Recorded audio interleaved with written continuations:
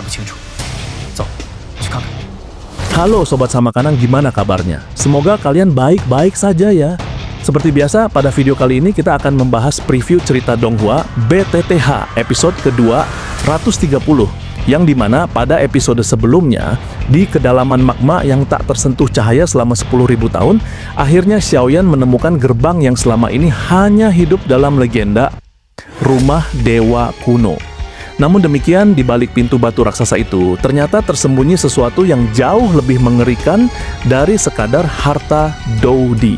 Ketika cahaya apinya perlahan menerangi kegelapan, seketika itu juga sesosok makhluk raksasa dengan sisik ungu keemasan mulai terungkap. Bahkan tubuhnya begitu besar hingga tak terlihat ujungnya, dan terlebih lagi aura yang dipancarkannya setara dengan Hun Tiandi maupun Gu Yuan. Meski demikian, walaupun Xiaoyan telah mencapai jiwa di state, ia tetap merasakan tekanan yang sangat menyesakkan. Dan kemudian saat sepasang mata merah raksasa itu terbuka, seluruh ruang pun langsung bergetar hebat. Selanjutnya makhluk itu bertanya tentang giok kuno, sesuatu yang telah lama ia tunggu selama ribuan tahun. Namun naasnya Xiaoyan tak membawa kunci giok kuno Tushe. Alhasil dia diserang oleh makhluk itu. Bahkan hanya dengan satu serangan saja, hampir merenggut nyawa Xiaoyan. Selain itu, teratai api yang ia lemparkan dihancurkan dalam sekejap, sehingga tubuhnya terpental hingga puluhan ribu kaki. Akan tetapi, tepat di detik terakhir, darah emas Xiaoyan justru membuat makhluk itu mendadak terhenti, menyadari bahwa aroma darah itu seperti aroma anakku. Di sanalah Xiaoyan memanfaatkan momen tersebut untuk melarikan diri. Lantas, siapakah sebenarnya makhluk misterius ini, dan rahasia apa yang sebenarnya disembunyikan Tushe Dewa Kuno di balik penjara ribuan tahun itu? Dan itu merupakan inti cerita pada cerita sebelumnya. Kalau begitu, sekarang langsung saja kita masuk ke bagian cerita terbaru.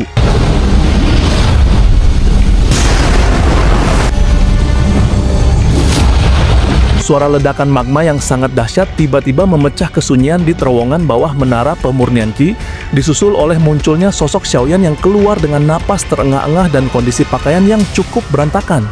Melihat hal itu, Sun Er segera berlari ke depan dengan ekspresi yang berubah drastis karena rasa cemas yang mendalam melihat sang kekasih tampak terluka.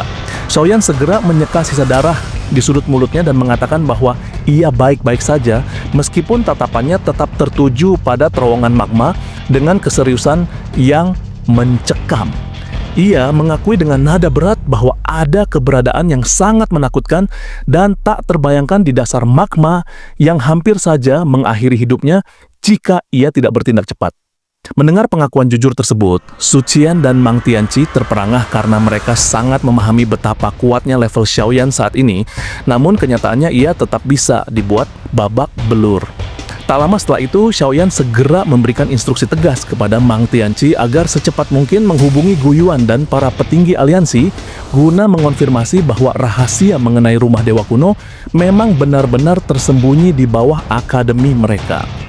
Tak lama setelah itu, Mang Tianqi yang menyadari gentingnya, situasi langsung bergerak secepat kilat untuk mengirimkan pesan darurat. Di sisi lain, Cailin tampak terkejut karena selama ia tinggal di dalam menara tersebut dahulu, ia sama sekali tidak pernah mendeteksi adanya kekuatan mansion legendaris yang begitu besar. Xiaoyan kemudian menceritakan detail pertemuannya dengan makhluk raksasa misterius yang kekuatannya diyakini setara dengan para puncak dunia, seperti Hun Tiandi. Ia merasa sangat beruntung karena makhluk tersebut tampaknya terikat oleh segel purba sehingga tidak bisa meninggalkan alam bawah magma untuk mengejarnya ke permukaan. Kendati demikian, Xiaoyan memperingatkan dengan wajah muram bahwa jika klan Hun berhasil merebut pil embrio di sana, maka kiamat bagi benua Douqi akan tiba karena tidak ada lagi yang bisa menandingi Hun Tiandi. Mendengar hal itu, Sun Er dan yang lainnya hanya bisa terdiam dalam kecemasan, menyadari bahwa mereka kini sedang berpacu dengan waktu menunggu kedatangan pasukan utama aliansi.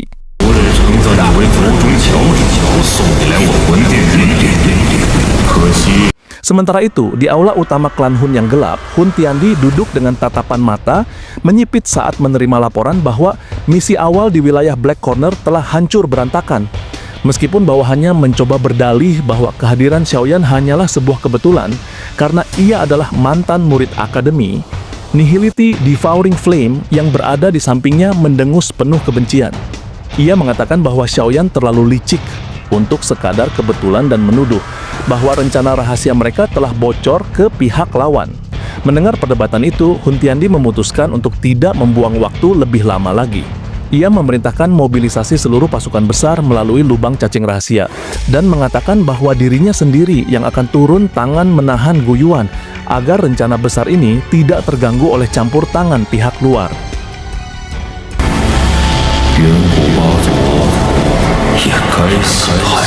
Di tempat lain, Gu Yuan yang sedang bermeditasi di puncak menara alam bintang mendadak membuka matanya saat merasakan fluktuasi ruang yang sangat kuat dan tidak stabil.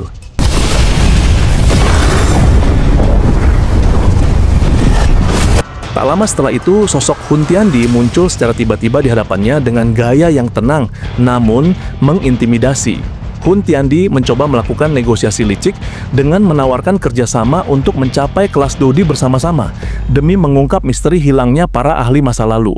Namun, Gu Yuan tertawa dingin dan menolak mentah-mentah tawaran tersebut, menyadari bahwa musuh bebuyutannya itu hanya sedang berusaha memanipulasi keadaan. Hun Tiandi kemudian sesumbar bahwa dunia ini tidak akan lagi bisa menahan ambisinya begitu ia mendapatkan apa yang ia cari.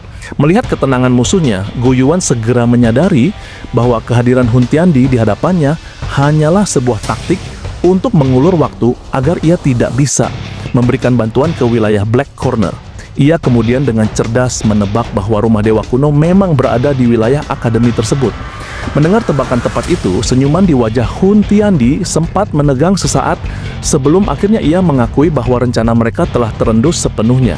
Ia menyatakan kekesalannya terhadap klan Xiao yang dianggapnya sudah hancur, namun tetap mampu melahirkan monster seperti Xiaoyan yang terus-menerus merusak skema besar klan Hun. Gu Yuan membalas dengan bangga bahwa Xiaoyan mungkin akan menjadi sosok yang jauh lebih luar biasa daripada Xiao Xuan di masa kejayaannya. Mendengar hal itu, Hun Tiandi hanya tersenyum tipis dan menyatakan bahwa jika klan Hun bisa melenyapkan Xiao Xuan, maka mereka juga sanggup menghancurkan Xiaoyan. Sebelum menghilang ke dalam distorsi ruang, ia menantang Gu Yuan untuk segera menuju wilayah Black Corner guna menentukan siapa yang akan menjadi penguasa tunggal benua ini.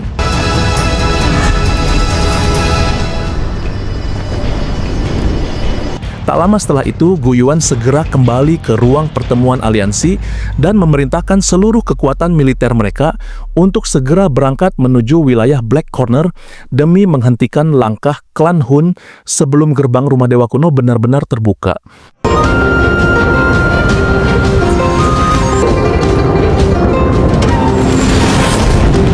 Di bawah naungan langit biru yang cerah dan bersih, Akademi Jianan tampak seperti sebuah oase kedamaian yang terisolasi dari kekacauan dunia luar.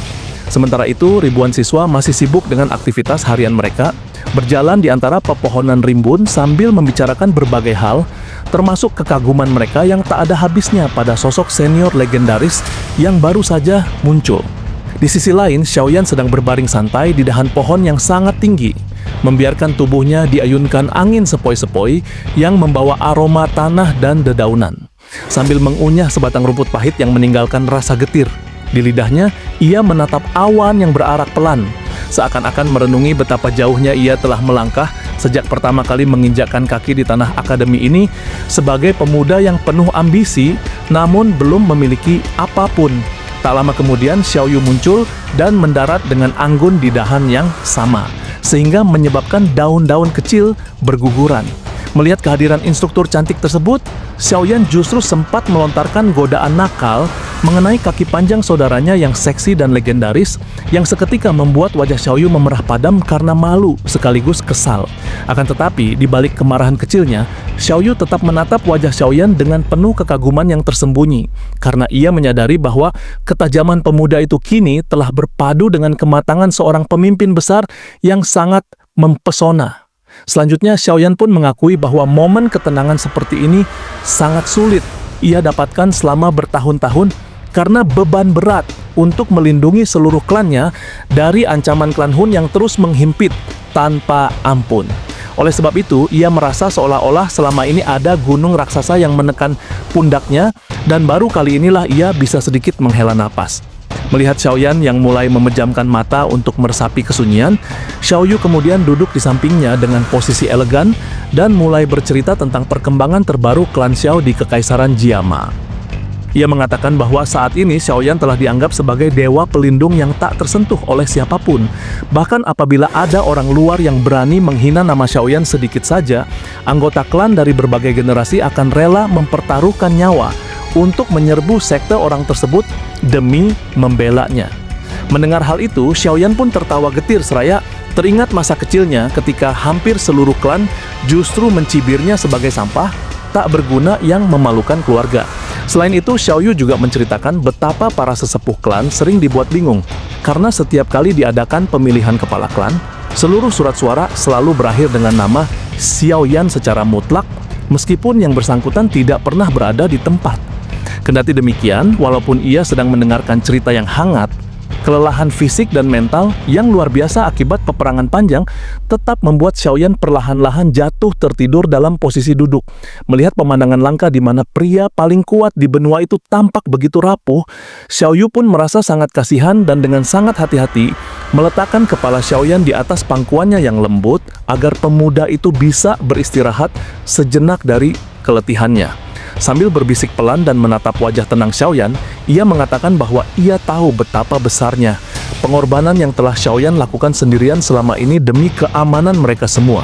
Namun, tak lama setelah itu, kedamaian tersebut mendadak pecah ketika Xiaoyan tiba-tiba terbangun dengan tatapan mata yang kembali tajam dan dingin seperti pedang yang baru diasah.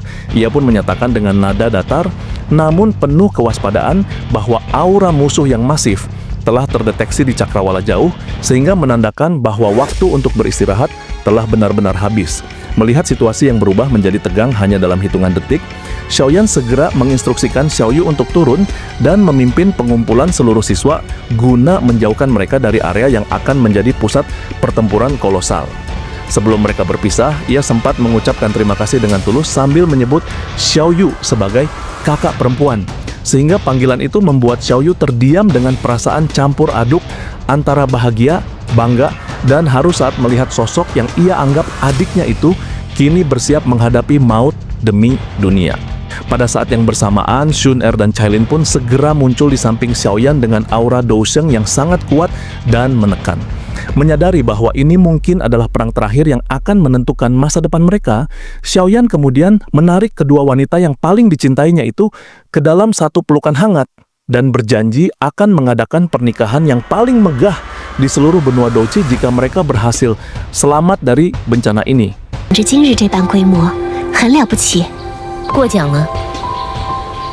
Sementara itu, melihat awan hitam pekat yang membawa hawa kematian serta aura monster klan Hun mulai menutupi langit seperti tirai kegelapan, Xiaoyan segera melambaikan tangannya dengan gerakan besar sehingga menciptakan sebuah celah ruang raksasa yang terhubung langsung ke makam surgawi. Ia lalu memerintahkan Suqian untuk memimpin evakuasi ribuan siswa secepat mungkin, sekaligus menjamin bahwa para penghuni makam surgawi telah ia peringatkan secara pribadi untuk tidak mengganggu mereka. Tak lama kemudian, setelah proses evakuasi yang menegangkan itu selesai, Cakrawala Utara mendadak bergetar hebat saat ribuan ahli dari pasukan aliansi muncul dari balik distorsi ruang dengan momentum yang mengguncang bumi, datang dengan kecepatan kilat untuk memberikan dukungan penuh bagi Xiaoyan. Melihat dukungan yang begitu masif dari berbagai klan besar dan sekte-sekte kuat, maka sebuah kebanggaan luar biasa pun melonjak di dalam dada Xiaoyan hingga membuat darahnya mendidih. Selanjutnya, ia berdiri tegak di angkasa yang kini dipenuhi oleh para petarung terkuat, lalu mengeluarkan raungan panjang yang sangat keras dan membahana, yang merupakan sebuah tantangan terbuka, menggelegar layaknya guntur yang membelah angkasa tepat di hadapan barisan pasukan klan Hun.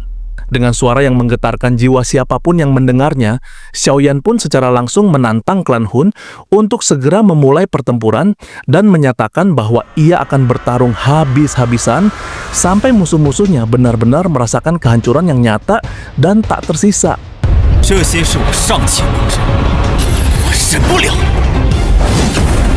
Awan hitam pekat seketika menyelimuti langit wilayah Black Corner, mengubah siang yang cerah menjadi redup dalam sekejap mata. Aura seperti monster menyebar luas dari dalam awan tersebut, memicu getaran hebat yang merambat hingga ke tulang-tulang tanah. Meskipun Xiaoyan dan para petinggi aliansi telah memberikan peringatan keras, banyak faksi lokal yang keras kepala tetap memilih bertahan di wilayah tersebut. Namun, setelah melihat skala kekuatan yang muncul, mereka mulai merasakan penyesalan yang mendalam. Di sisi lain, Xiaoyan telah bertindak bijak dengan mengirim seluruh anggota gerbang Xiao ke dalam makam surgawi guna memastikan keselamatan faksi yang ia dirikan sendiri itu. Melihat sosok-sosok yang menutupi cakrawala, Xiaoyan menyadari bahwa klan Hun benar-benar telah keluar dengan kekuatan penuh demi ambisi Hun Tiandi menguasai rumah dewa kuno. Sun Er yang berdiri di sampingnya memperingatkan Xiaoyan untuk tetap berhati-hati karena ia merasakan kengerian dari barisan musuh tersebut.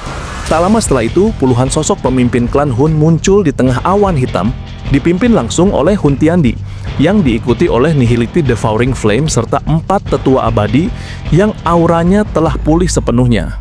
Kehadiran 4 ahli setingkat bintang 8 Dousheng tersebut sempat membuat hati Xiaoyan tenggelam karena adanya ketimpangan kekuatan. Kendati demikian, situasi segera berimbang saat ruang di atas akademi terdistorsi hebat dan memuntahkan ribuan pasukan aliansi yang dipimpin oleh Gu Yuan. Gu Yuan mengatakan bahwa tebakan Xiaoyan mengenai lokasi rumah dewa kuno di wilayah Black Corner memang terbukti benar. Ia juga menjelaskan kepada Xiaoyan bahwa ketiga klan kuno telah melepaskan seluruh kekuatan simpanan mereka demi pertempuran hidup mati ini. Mendengar hal itu, Xiaoyan sempat ragu mengenai keamanan klan yang ditinggalkan, namun Lei Ying menegaskan bahwa klan Hun tidak akan berani membagi kekuatan mereka saat ini. Yan Jin menambahkan bahwa siapapun yang kalah dalam perang ini akan hancur selamanya, sehingga mereka harus mempertaruhkan segalanya sekarang. Melihat tekad para sekutunya, Xiaoyan kemudian memberikan informasi krusial mengenai adanya makhluk misterius penjaga pintu mansion di dasar magma yang kekuatannya tidak kalah dengan Gu Yuan maupun Hun Tiandi. Berita ini membuat tubuh Gu Yuan sedikit gemetar karena keberadaan ahli setingkat bintang 9 tingkat lanjut bisa mengubah hasil akhir pertempuran secara drastis. Tak lama setelah itu, Hun Tiandi melangkah keluar dari kejauhan dan kembali menawarkan kerja sama kepada Gu Yuan demi kelangsungan klan Gu. Melihat penolakan diam dari Gu Yuan yang justru menyiapkan pasukan untuk menyerang, Hun Tiandi hanya bisa mendesah kecewa. Tak lama setelah itu, Hun Tiandi mengeluarkan Tao Shi Ancient God Jade yang memancarkan cahaya berkabut dan membentuk sosok kuno ilusi yang menekan seluruh energi di tempat tersebut. Gu Yuan dan Xiaoyan segera menyadari bahwa musuh berniat menggunakan giok tersebut untuk memanggil rumah dewa kuno. 敬冬天，如遇大劫，更会自有灵应。让 Dengan satu hantaman telapak tangan raksasa, Hun Tiandi menghancurkan Akademi Jianan hingga menjadi jurang sedalam puluhan ribu kaki.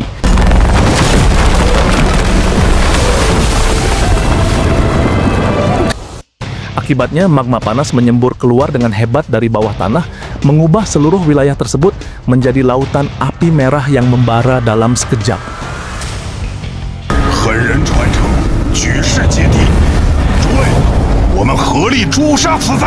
Melihat pemandangan mengerikan itu, Gu Yuan segera memerintahkan serangan total untuk menghentikan ritual pemanggilan Hun Tiandi.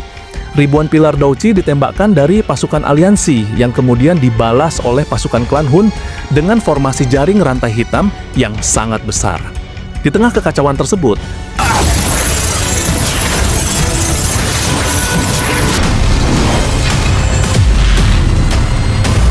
para ahli lokal wilayah Black Corner yang tersisa akhirnya melarikan diri dengan wajah pucat karena menyadari bahwa pertempuran ini jauh melampaui level yang pernah mereka bayangkan. Di sisi lain, Hun Tiandi tetap tenang sambil memejamkan mata, memfokuskan seluruh energinya untuk merasakan keberadaan mansion di bawah lautan magma. Gu Yuan yang tidak ingin membiarkan ritual berlanjut segera menerjang maju dan menghancurkan formasi rantai musuh. Namun, langkahnya dihalangi oleh Nihility Devouring Flame yang kini telah memiliki jiwa di state dibantu oleh 2 tetua kuat klan Hun. Nihility Devouring Flame mencoba menggunakan kekuatan melahapnya untuk menyerap energi Gu Yuan. Kendati demikian, Gu Yuan tersenyum sinis dan dengan satu serangan jari, ia berhasil meruntuhkan ruang dan melukai salah satu sesepuh klan Hun hingga memuntahkan darah. Ia menegaskan bahwa kekuatan melahap tersebut sama sekali tidak berguna terhadapnya. Tak lama setelah itu, saat Xiaoyan hendak merangsek masuk ke tengah medan pertempuran yang sedang membara, 2 sesepuh klan Hun lainnya tiba-tiba muncul dan menghadang langkahnya. Dengan raungan penuh kebencian, mereka menuntut Xiaoyan untuk mengembalikan gerbang keheningan kematian yang pernah ia rebut. Melihat hal itu, Xiaoyan segera menyiapkan kekuatannya, menyadari bahwa bentrokan sengit baru saja dimulai di atas lautan magma yang terus bergejolak menantikan kemunculan rumah dewa kuno. 让尔等安不容那来日祸端，存活世上。